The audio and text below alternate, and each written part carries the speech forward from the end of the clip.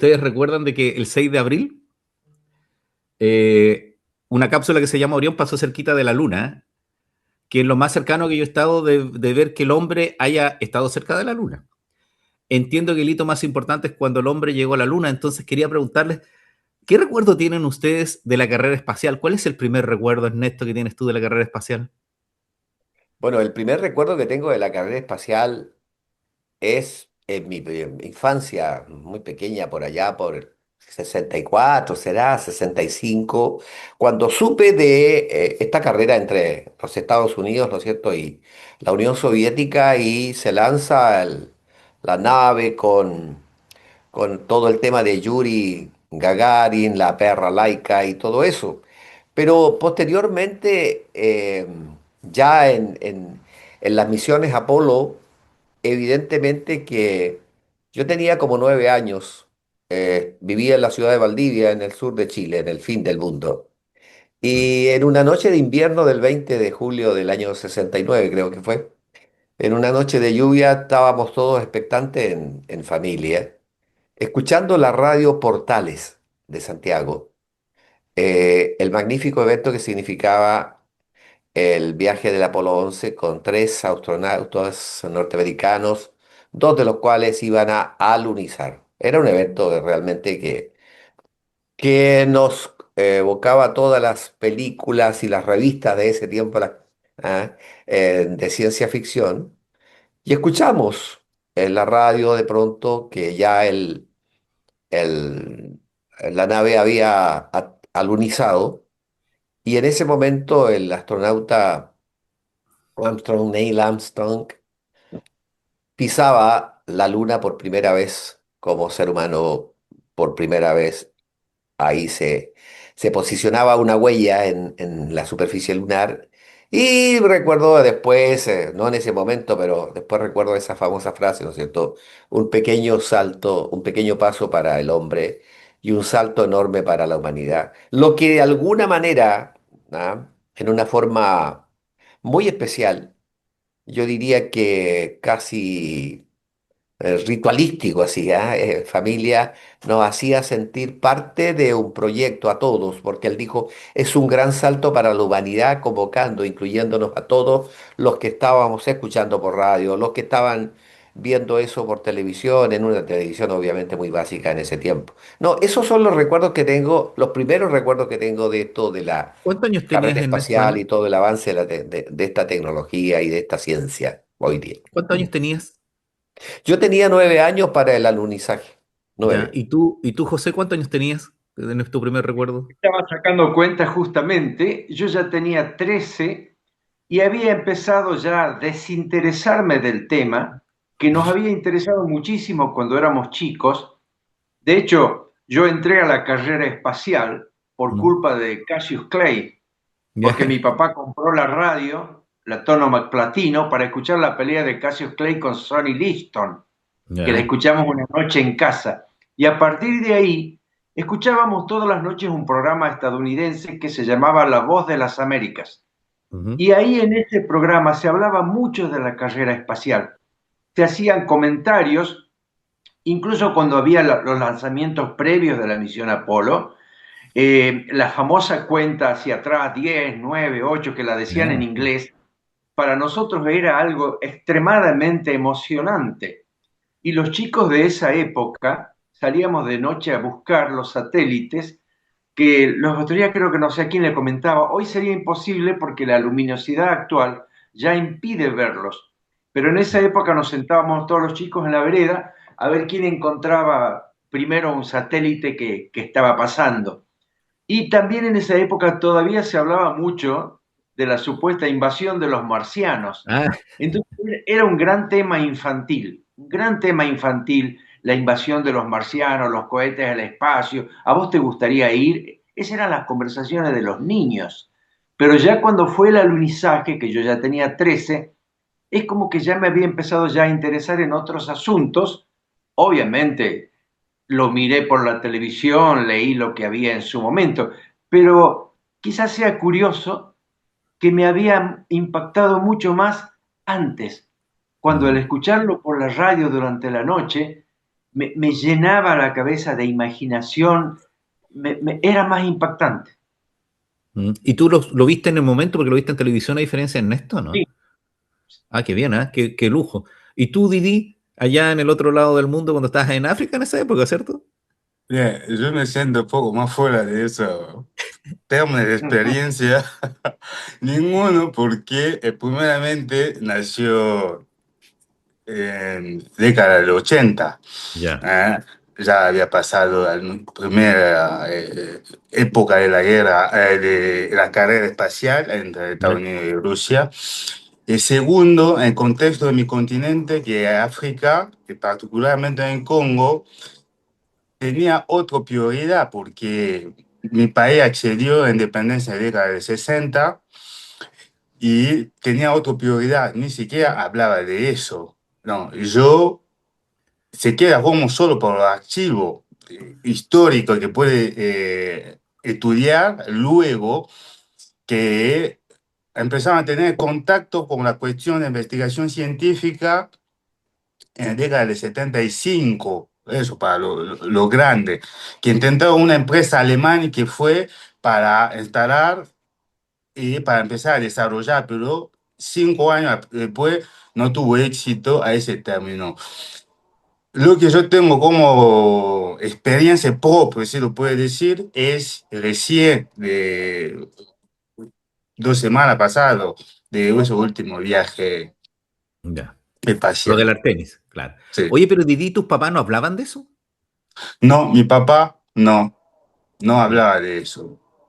No Oye, hablaba de eso. Ni siquiera, no sé si se enteraron de esto, porque en su época conversación de ellos era la lucha para la independencia. ya. La lucha para la independencia. Eh, Esto, cuestión de carrera espacial, era accedido de su conocimiento de esa época, no era centro de su interés. Oye, porque a mí me llama la atención, Didi, porque yo entendía de que hay noticias que son universales. Y una de esas noticias universales yo pensé que era el hombre llegando a la luna y escuchándote, parece que no era así, pues. ¿Por qué Bien, crees tú que no era así? exactamente. Diciendo que hombre llegó a la luna, sí, lo podrían enterar, pero no se instalaron como generaron interés como el mundo occidental.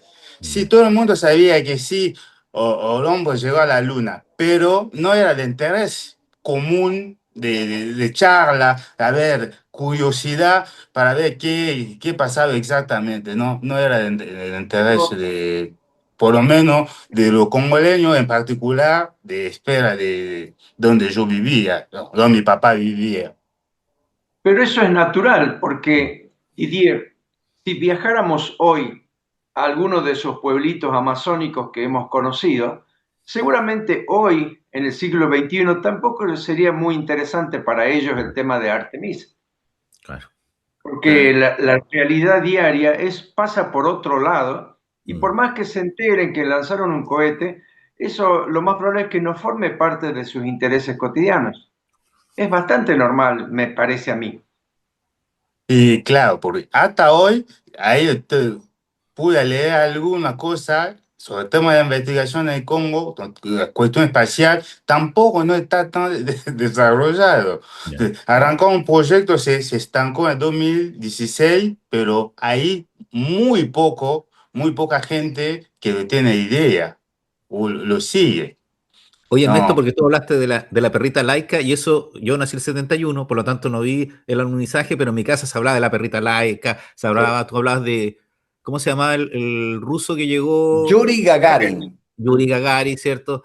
Y después hablaba, uno se sabía los nombres de los tres astronautas. ¿Qué te Sí, parece lo que dice claro. Didi, que en África esto no les importa? Aldrin, Colin y Armstrong, claro. Claro.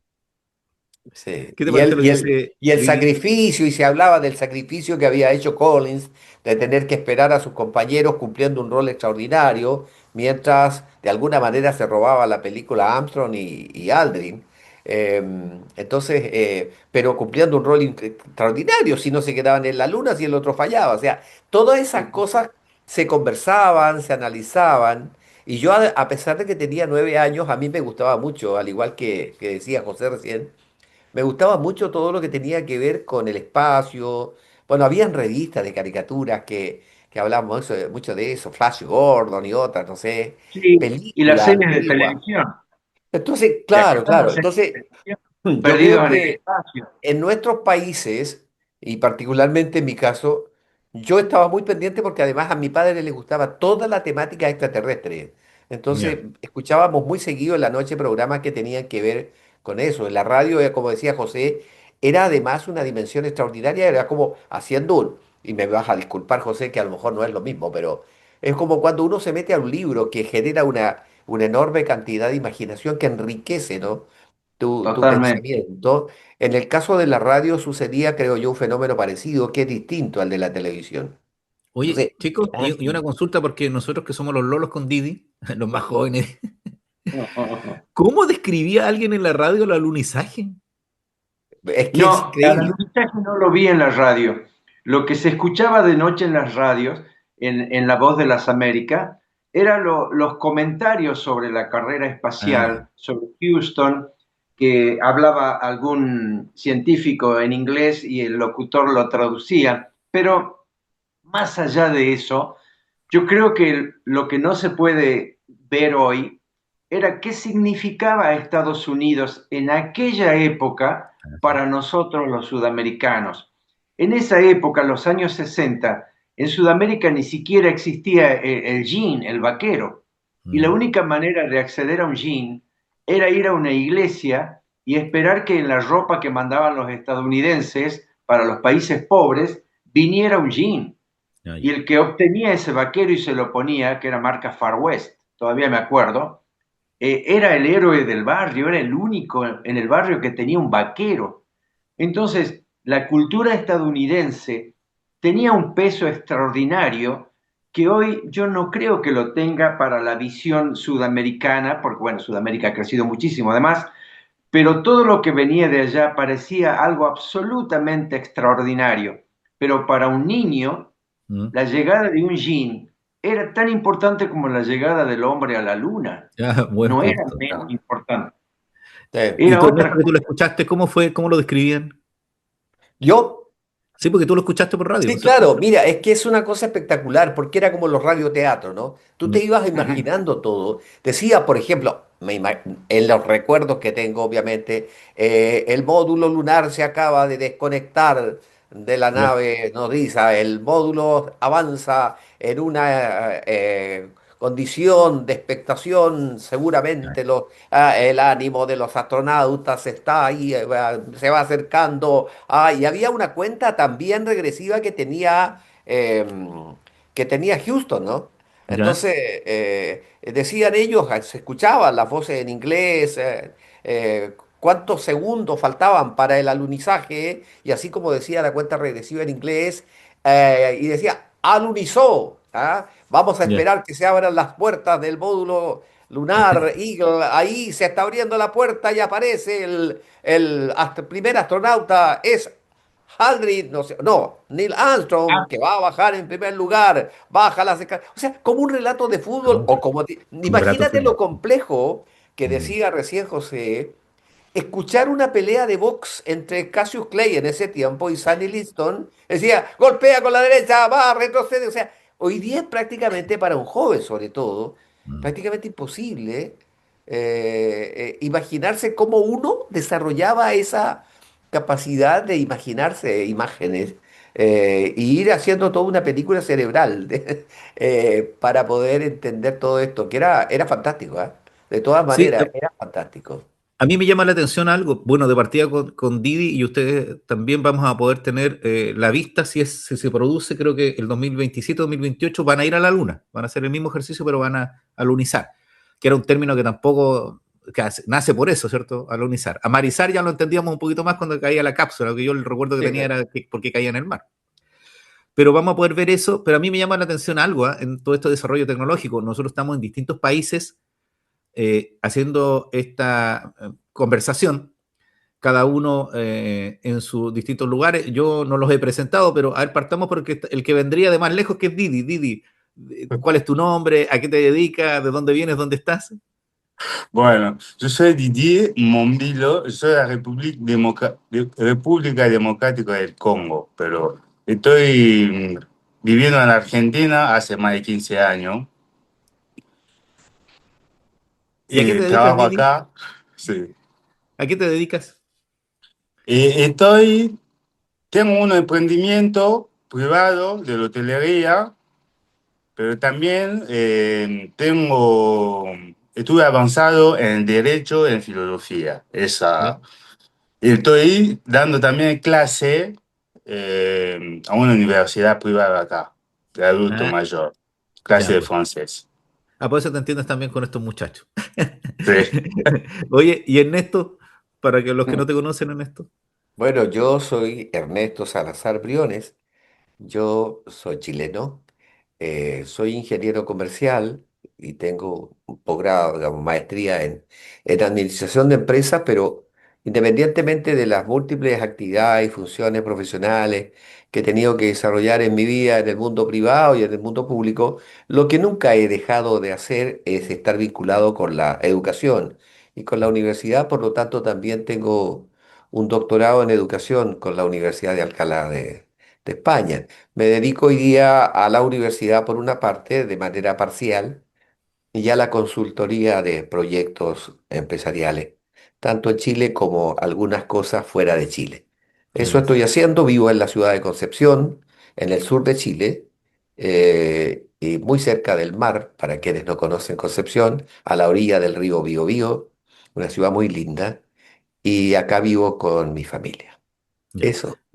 ¿Y tú, José? Bueno, yo me dedico a escribir libros, Ujú. vivo solo, vivo rodeado de libros y mi vida básicamente está dedicada no solo a escribir mis propios libros, sino que tengo un grupo de sudamericanos de 23 países en total, a los que les enseño literatura y con los que publicamos 4 libros por año. A eso Ah, me dedico básicamente. qué bien. Entonces ahí vamos a poner los links de ustedes, sus canales, sus redes sociales, porque la invitación que yo les hice era principalmente para conocer su experiencia de esto, porque yo quería saber cómo lo vio cada uno, Sí, porque se ha perdido un poquito la socialización, ¿eh? Antes esto lo hubiéramos hecho en el café, pero esto también nos ayuda Claro, a que, imagínate, donde nos juntamos por las distancias, ¿cierto? Ya habíamos hablado juntos. sí. Entonces, ¿Sabe ahora, qué? ¿Mm? Te Haciendo escucho. una... Yo los escucho y se me ocurren también otras cosas, ¿no? Se me ocurre hacer una comparación entre las sensaciones, sentimientos, ideas de los años 60 sobre la carrera espacial y lo que es hoy, que es un asunto eminentemente empresarial, financiero, cuyo enfoque está en la utilidad económica y en la utilización de nuevos recursos.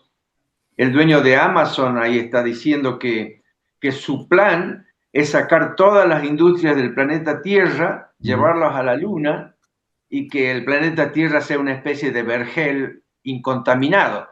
Es decir, las ideas son otras. El por qué se va al espacio hoy no tiene nada que ver con los por qué de hace medio siglo.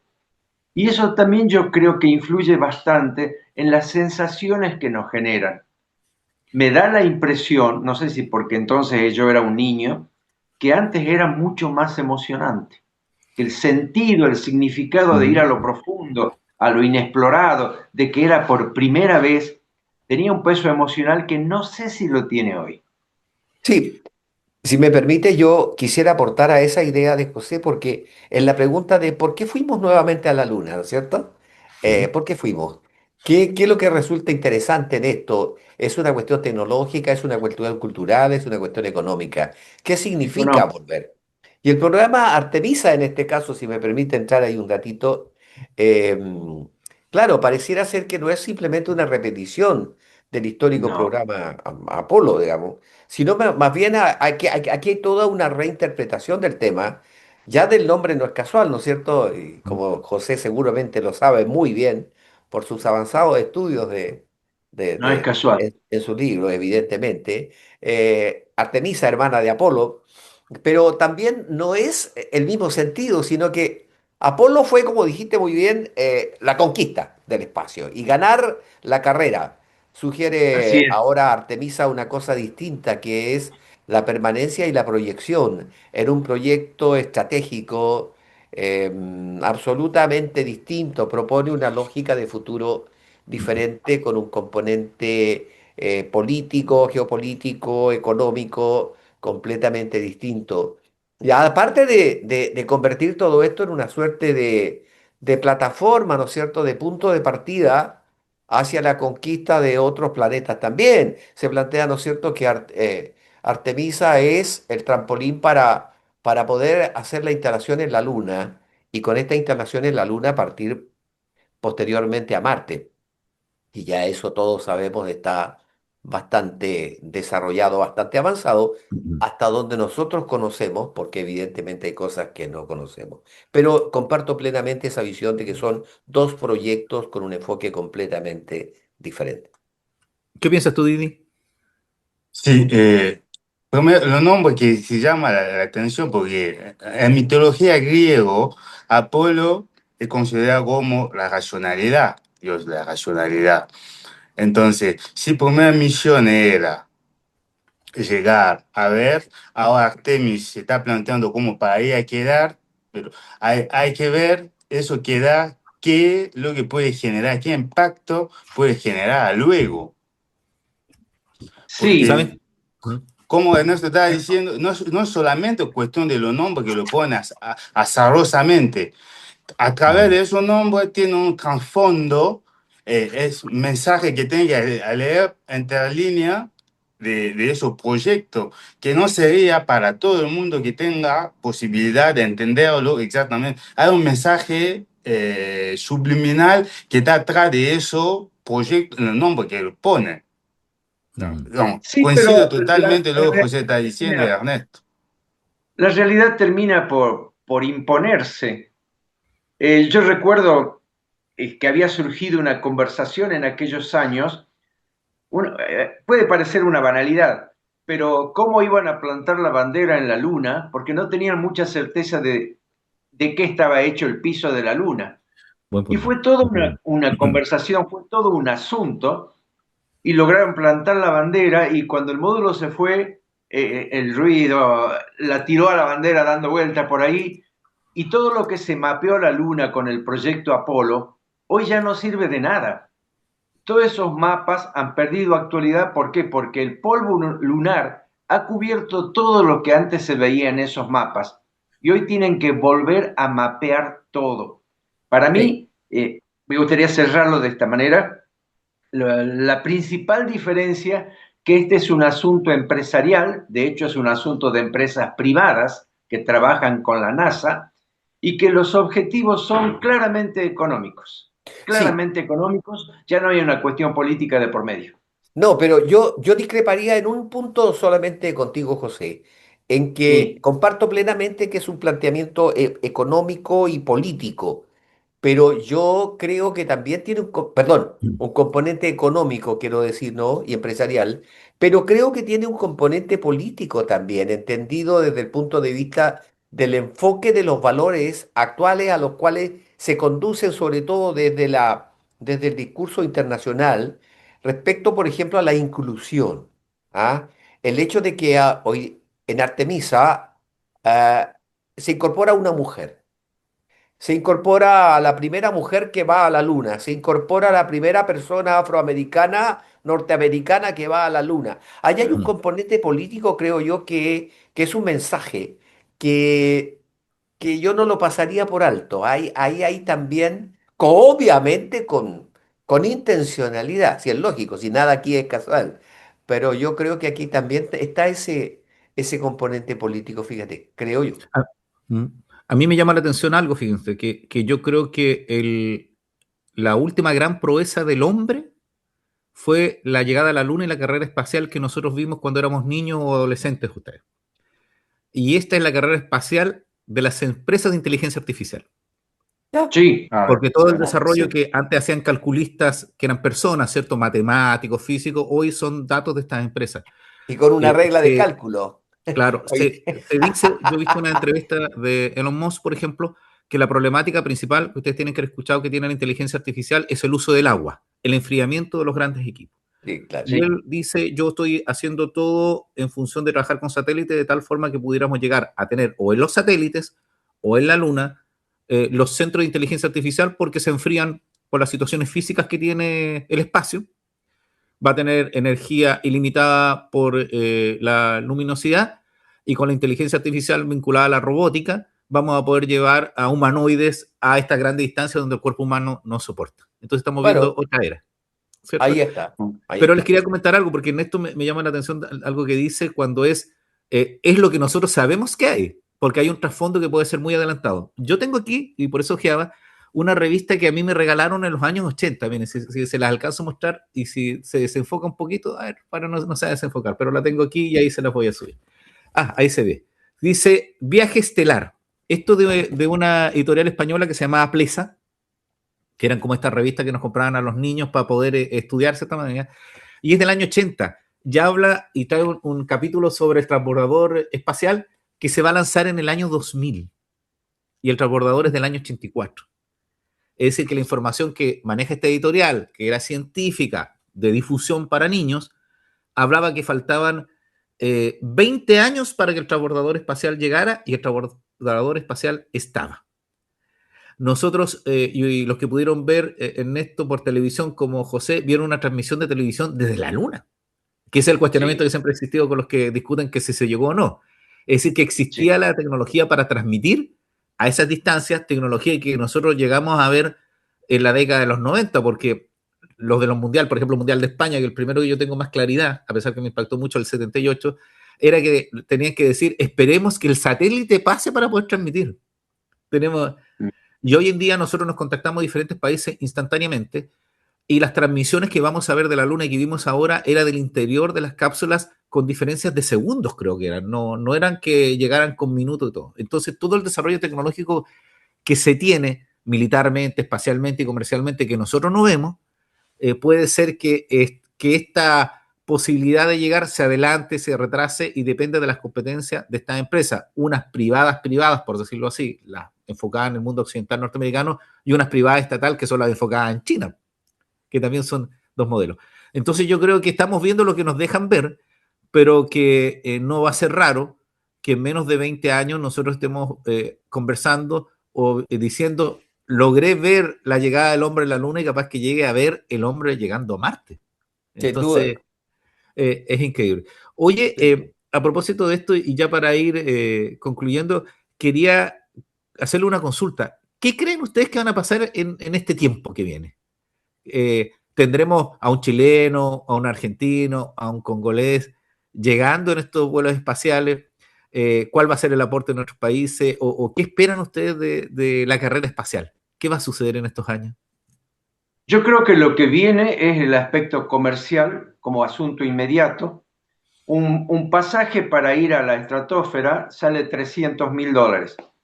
Y hay en el mundo por lo menos 60 millones de millonarios.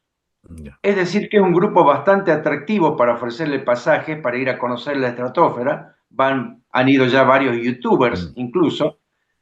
Entonces se abre un campo comercial sumamente interesante que probablemente también le va a servir a las empresas para ir a otros asuntos. Ahora, el qué pase, yo creo que termina por depender de cuál es el objetivo de que pase. A fines de los años 60, la película 2001, Odisea del Espacio, planteaba no solo la exploración espacial, sino el riesgo de que el programa espacial estuviera a cargo de la inteligencia artificial. Ese era el fondo de Stanley Kubrick. Pero hoy todo eso ya existe. Y siendo completamente otro el interés, puramente económico, yo me animo a creer que es posible que las cosas sean mejores incluso. Tiendo más a confiar en el interés económico que en el interés político. Ya no se trata de hacerla quedar atrás a Rusia o a China o al que fuera, sino de ganar dinero, de hacer empresas nuevas, hacer empresas que se sustenten a sí mismas y bajar el costo de los recursos naturales, supuestamente gratis en la Luna. Ahora, también todo eso está por verse, porque en 3 años más este presidente, por ejemplo, el estadounidense, se va y nadie sabe si el que va a venir va a tener el interés en los programas estos. Nadie sabe qué va a pasar con Elon Musk o con el de Amazon, es vidrioso. Nunca podemos estar muy seguros. Yo creo que la Sí, única no, certeza que se puede ver hoy es el interés económico de las grandes bueno, empresas y por ese lado creo que va a ir.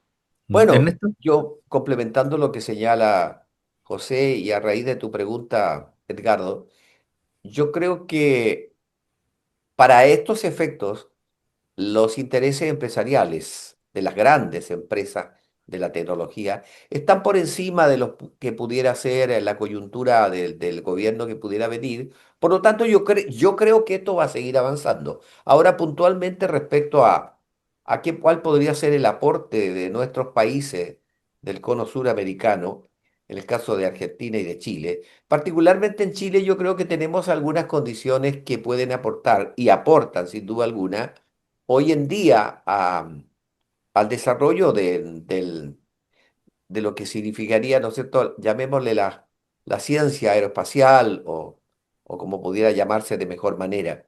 Primero, los grandes observatorios que existen en el Sí. norte de Chile por tener los cielos más limpios del mundo, digamos. Sin lugar a De hecho, ahora van duda, a tener el más grande del sin lugar mundo. a duda. ¿Ah? Van a tener el más grande del mundo, ahora lo están Bueno, terminando. claro, y hay, de hecho, el 70% de la capacidad de observación al espacio del mundo se hace desde Chile. Entonces, desde Sí, ahí ya yo creo que hay un aporte importante. En segundo lugar, curiosamente tenemos, para quienes han visitado San Pedro de Atacama, tenemos el Valle de la Luna ahí, donde hay unos espacios muy similares donde se pueden hacer ensayos, al menos en sí, cuanto a la característica del territorio, ¿no? sí. Eh, y una serie de otras condiciones, junto con Argentina y otros países que tenemos bases en el territorio antártico, creo que también ahí hay aportes muy particulares. Por lo tanto, yo siento que a efectos del desarrollo de esta ciencia espacial, va mucho más allá simplemente de la astronomía, sin duda, sino que es la preparación de una condición humana y de una condición del mundo en una configuración interempresarial, intercontinental, y en relación a diferentes potencias que para algunas cosas pelean y para otras evidentemente se ponen de acuerdo, que están muy por encima incluso de la capacidad que nosotros tenemos de informarnos, porque todo esto de alguna manera ya no es a conquistar un espacio en la Luna o en Marte o en otra parte, sino que tratar de avanzar para quedarse y para desarrollar nuevos proyectos que tal como tú decías, Edgardo, hace unos minutos, nosotros estamos como 10 años atrás de lo que realmente son, creo yo, la información que estas potencias y estas empresas de tecnología muy avanzada están hoy día trabajando. Bien, Cuéntanos bien. respecto a su pregunta, concretamente, sí, siempre tenemos aporte, pero ese aporte es anónimo. Ustedes fíjense, todas esas grandes empresas, ¿qué bandera tienen? ¿De qué país? ¿O dónde está radicando toda esa empresa? Esa es la Sí, gran cuestión, porque no hay que sea Chile, Argentina o Congo, no puede aportar lo científico para hacer, pero la cuestión es que la cuestión político mismo no permite que esos científicos se destacan en su propio país. Y todos son importados para instalados en Estados Unidos para tener la grande magnitud de difusión y desarrollar bien su investigación. Y aporte. José estaba insistiendo sobre el tema más cuestión económico que político, pero siempre del económico va de par con lo político, porque todas esas grandes empresas también son de los países que políticamente son poderosos. No, cuando se habla de esos temas, tenemos o Estados Unidos o China, que está candidato a ser primera potencia 2050 o quizás antes. No, todo eso, fuera de cuestión económica, a mi modo de ver, es más cuestión política, la idea de proyección que cada país tiene para posicionar su país. Sí. Me parece bien tu enfoque. Oye, y para darle ya término, porque los amigos también nos han escuchado harto rato, es agradecerles que hayan aceptado la invitación e invitarles para un próximo podcast, pero donde hablemos de otro evento que ya es también tiene que ver con algo redondo, pero no con la luna, sino con el fútbol. Y que hablemos de nuestras experiencias de los mundiales de fútbol. Así que invito a todos los amigos que vieron el podcast o nos van a escuchar a través de Spotify o otras plataformas o nos ven en las distintas plataformas donde vamos a subir estos videos, que nos puedan seguir escuchando y nos comenten también qué es lo que sintieron cuando supieron de la carrera espacial. Si vivieron la llegada del hombre a la luna, si vivieron los otros hitos, si vieron este hito y qué se imaginan que va a ser el hombre en el espacio. Así que muchas gracias por su tiempo, Ernesto, José y Didi, y los invito para un próximo capítulo.